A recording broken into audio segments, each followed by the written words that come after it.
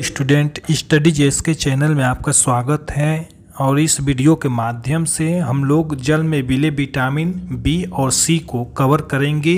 इससे पहले विटामिन से संबंधित एक वीडियो अपलोड कर दिया गया है जिसमें वसा में मिले विटामिन के विषय में हम लोग बहुत अच्छे ढंग से हर एक पॉइंट को समझे थे। अगर आप लोगों ने नहीं देखा है तो उसको निश्चित रूप से आप लोग देख लीजिएगा।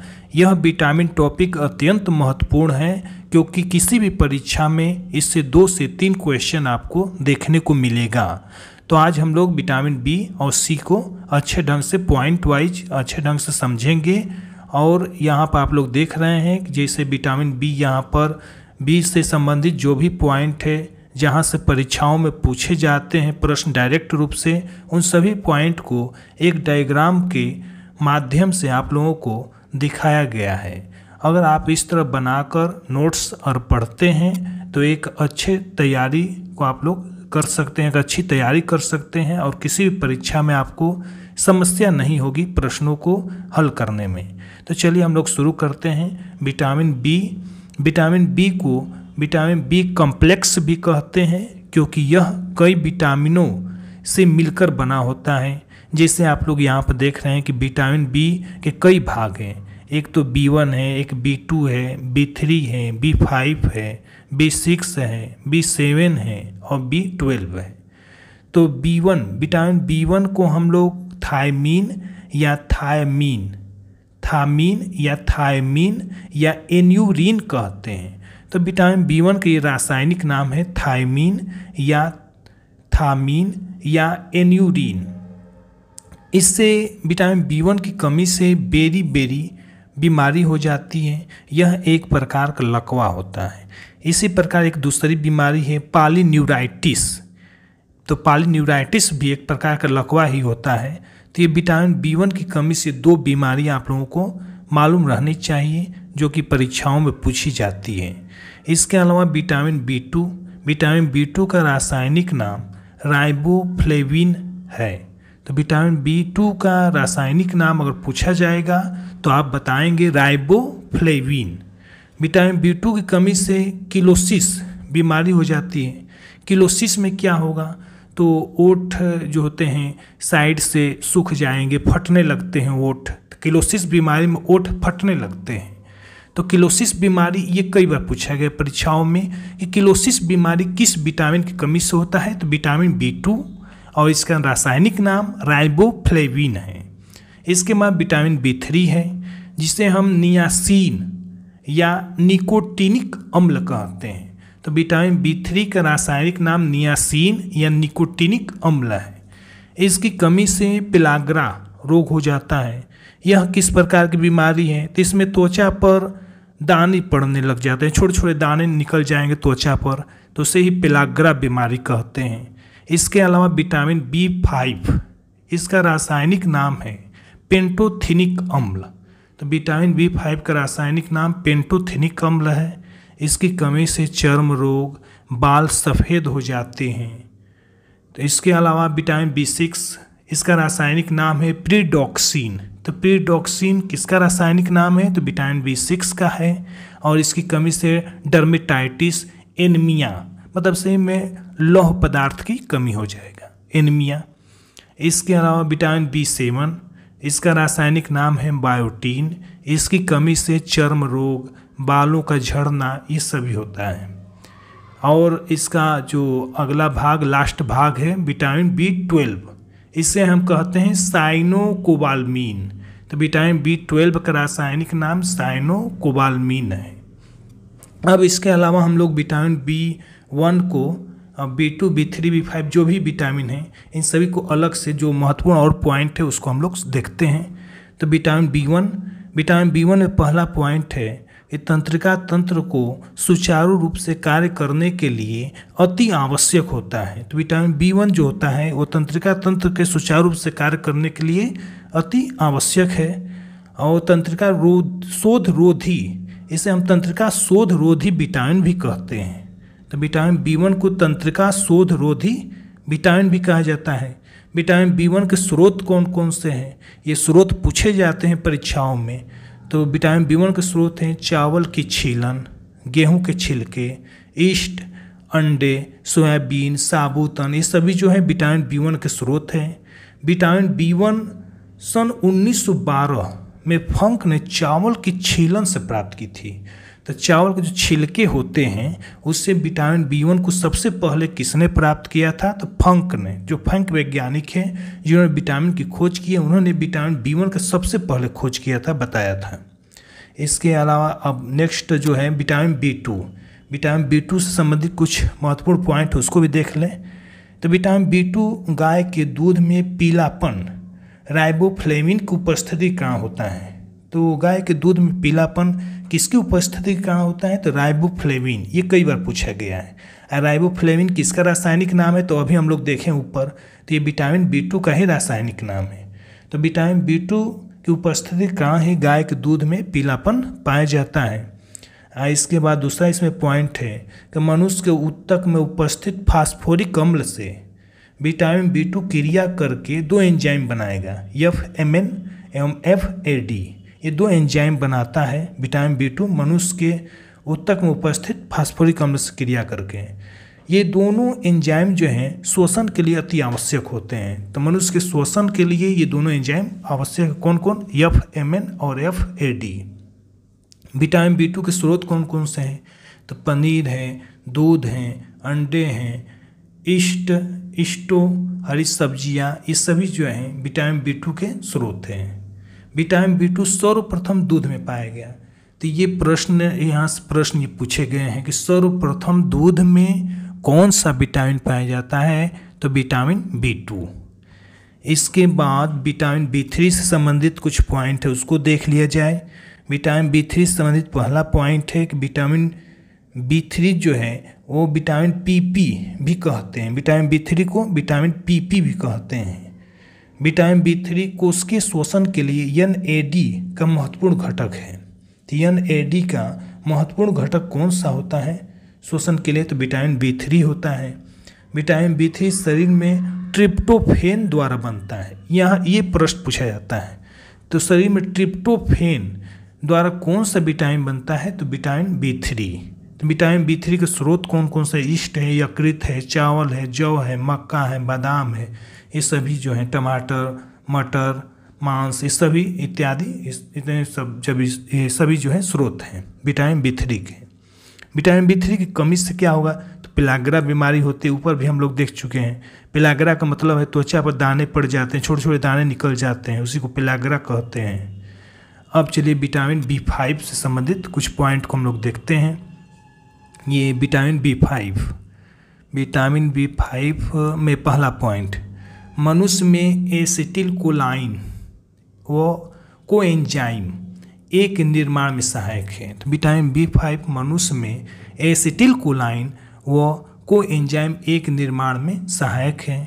दूसरा जो इसमें पॉइंट है कि विटामिन B5 लगभग सभी खाद्य पदार्थों में पाया जाता है। तो ये महत्वपूर्ण है, ये पूछा जाता है। तो खाद्य पदार्थों में, सभी खाद्य पदार्थों में कौन सा विटामिन मुख्यतः पाया जाता है? सभी खाद्य पदार्थों में, तो विटामिन B5। विटामिन B5 के स्रोत कौन कौन से हैं? तो ईस्ट है, जंतुओं के यकृत, गुर्दे, दूध, मूंगफली, गन्ने, ये सभी जो है विटामिन B5 के स्रोत हैं। ये सभी महत्वपूर्ण स्रोत हैं। इसके अलावा भी और भी स्रोत होते हैं, लेकिन ये स्रोत जो बताए जा रहे हैं ये सभी परीक्षाओं में पूछे गए हैं। विटामिन B5 की कमी से मंदबुद्धि हो जाता है, थकान हो जाएगा, बाल सफ़ेद हो जाते हैं। ये विटामिन B5 की कमी से ये कुछ बीमारियां हो जाती हैं।